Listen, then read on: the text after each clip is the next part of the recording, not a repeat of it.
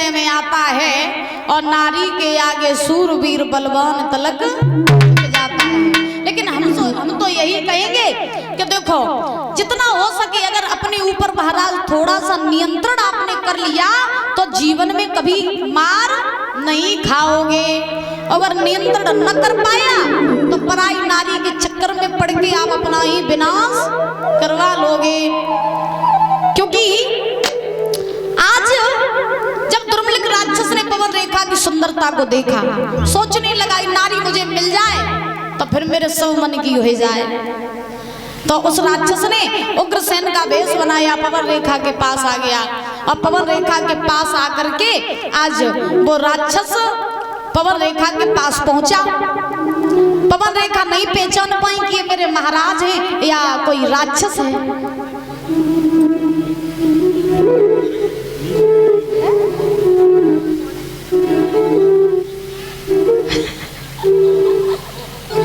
बोले गोविंद भगवान की, राधा रानी सरकार की। महाराज आज पवन रेखा नहीं समझ पाई कि मेरे महाराज है या राक्षस है। पवन रेखा ने तो यही जाना कि मेरे महाराज है। तो पवन रेखा ने कहा, बोले महाराज अरे हम तो अभी आपको याद कर रहे थे, आप इतनी जल्दी हमारे पास आ गए। उग्रसेन के वेश में वो राक्षस बोला, हे भद्रे तुम मुझे अकेला घर छोड़ आई थी तो मुझे अच्छा नहीं लगा, इसलिए मैं तुम्हारे पीछे पीछे चला आया। पवन रेखा ने कही कोई बात नहीं, आ ही गए हो तो देखो ना ये बाग कितना सुंदर है, चलो मिलकर के बाग की सुंदरता का आनंद उठाते हैं। उग्रसेन के वेश में राक्षस बोला ठीक है। पवन रेखा और वो राक्षस दोनों महाराज बाग में घूमने लगे। आगे चल के उस राक्षस ने पवन रेखा के साथ में छल कर दिया और जब छल किया तो वो राक्षस पवन रेखा के साथ में छल करके अपने राक्षसी भेष में आ गया। जोर जोर से ठाके मार करके हंसने लगा और जब जोर जोर से हंसने लगा तो पवन रेखा ने देखा कि मेरे महाराज नहीं बल्कि ये तो राक्षस था। तो पवन रेखा को ऐसा लगा जैसे पैरों तले जमीन खिसक गई हो। रोने लगी पवन रेखा और पवन रेखा ने कहा, हे दुष्ट नालायक पापी, मैंने स्वप्न में भी कभी किसी पराये पुरुष का स्मरण नहीं किया और तूने आज मेरा धर्म नष्ट कर दिया, तूने मेरा पतिव्रत धर्म नष्ट किया। अगर मैं पहले ये जान लेती कि तू एक राक्षस है तो मैं तुझे श्राप दे के भस्म कर देती। और पवन रेखा ने क्रोध में आकर के उस राक्षस से कहा, दादा अरे तेरो होइए सत्यानाश, अधर्मी धर्म बिगाड़ो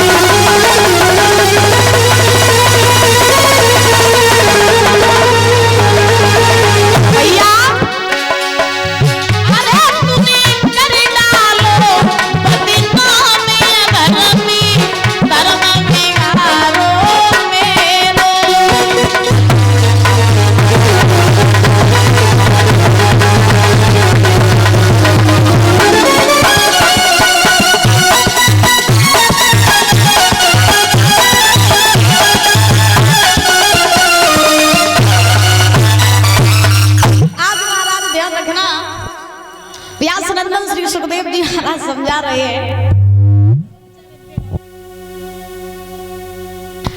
आज पवन रेखा का जब धर्म नष्ट किया उस राक्षस ने, पवन रेखा ने कहा अगर मैं पहले जान लेती कि तू राक्षस है तो मैं तुझे श्राप दे के भस्म कर देती। तूने मुझे कहीं का नहीं छोड़ा, मैं अब अपने पति के पास में जाऊंगी, क्या मुंह दिखाऊंगी। रो रही है पवन रेखा। याद रखो दादा, इंसान के पास पैसा चला जाए दोबारा कमाया जा सकता है, घर मकान टूट करके गिर जाए दोबारा बनाया जा सकता है, लेकिन इज्जत अगर चली गई तो महाराज कभी वापस नहीं आ सकती। जीवन में सबसे ज्यादा अगर मूल्य किसी चीज का है तो वो है महाराज चरित्र का, गुणों का। अगर इज्जत है तो सम्मान है, और इज्जत नहीं है तो सम्मान भी नहीं है। क्योंकि एक कवि ने लिखा है महाराज बड़े सुंदर शब्दों में कि जो ठोकर से गिर जाता है और उसे कोई न कोई उठाता है,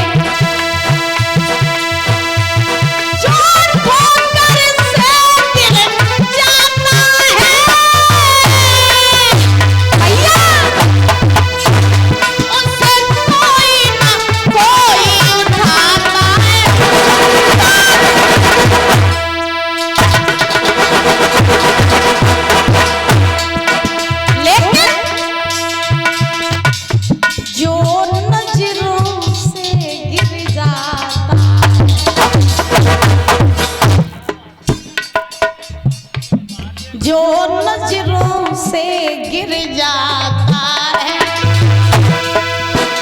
उसे कोई उठा नहीं पाता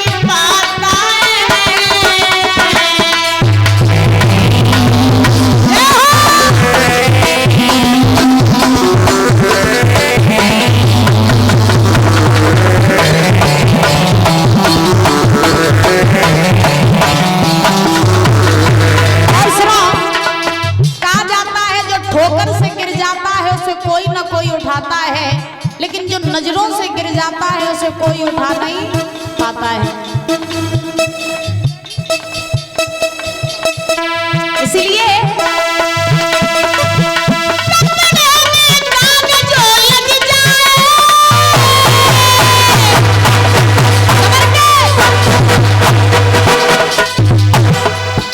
तो भूलने से छूट जाता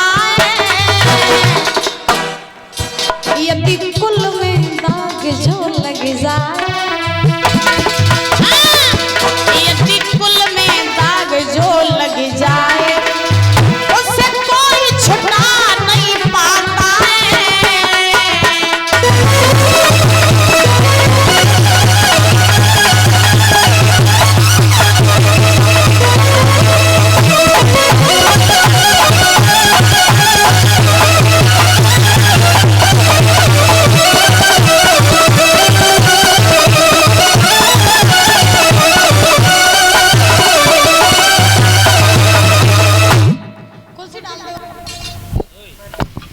बोले गोविंद भगवान की।